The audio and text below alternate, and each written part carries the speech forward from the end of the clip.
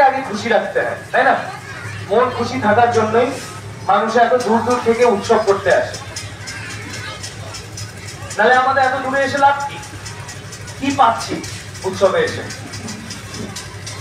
কি এমন জিনিসটা পাচ্ছি যেটা অন্য জায়গায় পেতাম না? আজকে ছুটির দিন, শনিবার, তাই না? আজকে শনিবার দিন আমি তো বাড়িতে আমি ঘুমাতে পারতাম দুপুর বেলা, তার উপরে রোদও উঠেছে, শীতের রোদ, ঘুমিয়ে খুশি হতাম, তাই কি না? কিন্তু এখানে এসেছি, রোদের মধ্যে দাঁড়িয়ে আছি, প্যান্ডেলের উপর বসে আছি, লোকের প্রতিভা দেখছি বা নিজের প্রতিভা দেখাচ্ছি, একে অপরের সঙ্গে গল্প করছি, আনন্দ করতে এসেছি। কেন কি? নিজের মনকে খুশি রাখতে চাই, কিছু একটা এখানে পাচ্ছি। সবসময় আমি বলি যে আমাদের বাড়ির লোকেদের যখন কারুর কিছু একটা হয়, কিছু দুঃখী হয়, বাড়ির লোকেদের কোনো অসুখ হলো, সব থেকে প্রথমে কিন্তু বাজে লাগে, ব্যথা লাগে, কিন্তু আমাদের তো নিজস্ব ব্যথা লাগছে না। আমার যদি মায়ের এখন হাতে কিছু হয়, আমার কি নিজের হাতে হচ্ছে? ব্যথা তো লাগবে না। কিন্তু ব্যথা কোথায় লাগে? মনে, সবসময় লাগে মনে ব্যথা। তো মনকে নিয়ন্ত্রণ করার জন্যই কিন্তু দীক্ষা নেয় মানুষ। যত লোকে আমরা এখানে আছি, যারা যারা দীক্ষা নিয়েছি, সবাই হচ্ছে নিয়েছি কেন? মনকে খুশি রাখার জন্য।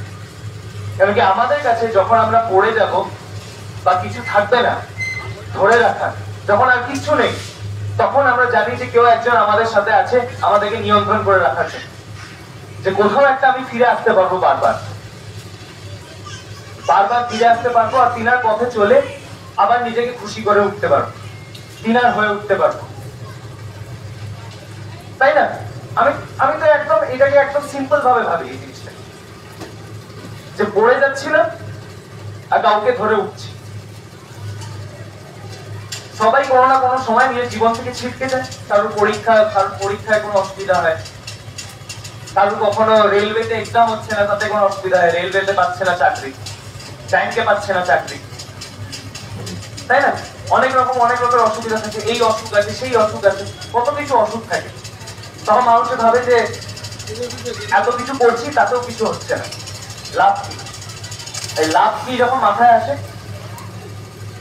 তখন অনেক ভিতর থেকে, আন্তরিক থেকে তখন একটা বিতৃষ্ণা জেগে ওঠে। তারপর মানুষে কি করে? যে এই উৎসবে আসা ছেড়ে দেয়, যে এত ধরে কি হলো, কিছু তো পারলামই না। তারপরে সেই একই জিনিস করে, এই যে সেই ঘরের ভিতরে ছিলাম, সেই বিতৃষ্ণা দেখাচ্ছিলাম, সেই কিছু ছিল না করা, কাউকে মানছিলাম না। তারপরে আবার রিয়েলাইজেশন যখন হয়, তখন মানুষে বুঝতে পারে না যে তিনি ছিলেন, কিন্তু যে ধরে রেখেছিলেন সকলকে, আমাদের সবাইকে কিন্তু একভাবে বেঁধে রেখেছিলেন, একসাথে বেঁধে রেখেছিলেন। কেন কি? সাহায্য পাওয়া যায় না সেটা তো কোনো মানে নেই না। এত লোকে আছে, কেউ না কেউ তো সাহায্য করার থাকেই সবসময়।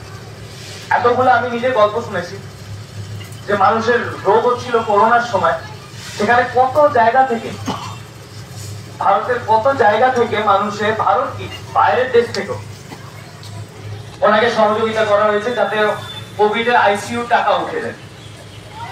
কেন সহযোগিতা করছে? আমি তো কাউকে চিনিও না। সহযোগিতা কেন করা হচ্ছে? কেন কি? উনি গুরু ভাই বলে, ঠাকুরের লোক বলে।